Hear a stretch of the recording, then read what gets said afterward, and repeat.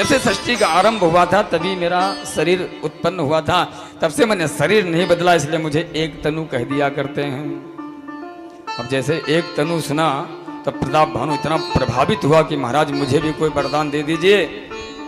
अब इससे कहीं वरदान खरीद के तो लाने नहीं थे, जो बाजार में जाके वरदान खरीद करके लावे। बोले बोलो क्या चाहिए? बोले महाराज मेरा एक छत्र राज हो, मैं 100 कल्पों तक राज्य करना चाहता हूं। उसने कहा एवमस्तु तथास्तु। अब वरदान कहीं से लाने थे नहीं, इसे कपट करना था। कहते ना कि मैं ये कर लेता हूं, मैं वो कर लेता हूं, मैं ये कर दूंगा, मैं वो कर दूंगा। जो कर लेता है वो कभी नहीं कहता कि मैं ये कर लेता हूं। जो पानी में डूब रहा हो और चिल्ला रहा हो कि मैं डूब गया मुझे बचा लो, मैं डूब गया मुझे बचा लो, तो क्या वो डूब गया? अगर डूब गया होता तो बोल ही नहीं पाता। इसका मतलब अभी वो डूबा नहीं है। जो ज्यादा हल्ला मचाते हैं कि मैं ये कर देता हूं, मैं वो कर देता हूं, मैं वो कर देता हूं। कपट मुनि ने कहा तथास्तु, लेकिन एक कारण है राजन। बोले क्या? बोले कारण यह है यदि तुम ब्राह्मणों को बस में कर लो। देखिए कितना उल्टा बात पढ़ा रहा है कि ब्राह्मण कहीं बस में किए जाते हैं। ब्राह्मणों को तो वसीभूत हुआ जाता है, ब्राह्मणों के चरणों में लगा जाता है। ये उल्टा ज्ञान दे रहा कि ब्राह्मणों को वसी कर लो, वसीकरण। बोले यदि मैं माया से तुम्हारी मैं रसोई बनाऊं और वही भोजन अपने हाथ से आप उनको परोसें तो ब्राह्मण तुम्हारे वसीभूत हो सकते हैं। तुम सो जाओ, तुम्हें जो है हम प्रातःकाल तुम्हारे गांव पहुंचा देंगे। रात्रि में वही काल केतु आया, कपट मुनि आपस में चर्चा की। सोते हुए राजा को माया से उसके घर पहुंचाया। राजा ने देखा कि मैं तो यहां आ गया, इसका मतलब महात्मा सिद्ध हैं। ठीक तीसरे दिन कपट मुनि उसके पुरोहित का रूप धारण करके आया, रसोई बनाई और रसोई बना करके ब्राह्मणों को निमंत्रण दिया। ब्राह्मण धर्म हमारा जय हसिते समेत सत परिवार। ब्राह्मण उठ करके खड़े हुए कि हे राजन, तू मेरा धर्म भ्रष्ट करना चाहता, मैं तुम्हें श्राप देता हूं, तो जा पूरे परिवार सहित तो राक्षस हो जा।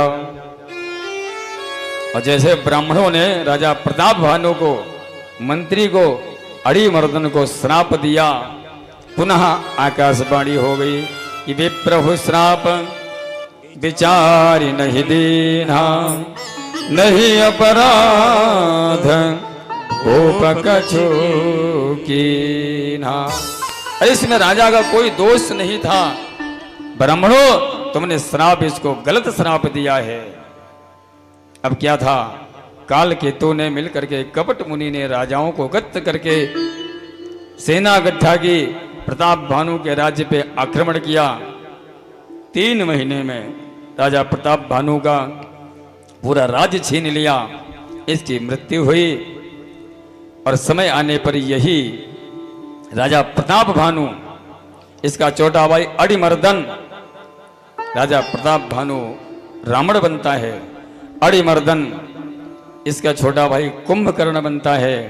जो धर्म रुचि का नाम का इसका मंत्री था, वो इसका लघु विमात्र चचेरा भाई विभीषण बनता है। पूरी लंबी सेना तैयार हो गई।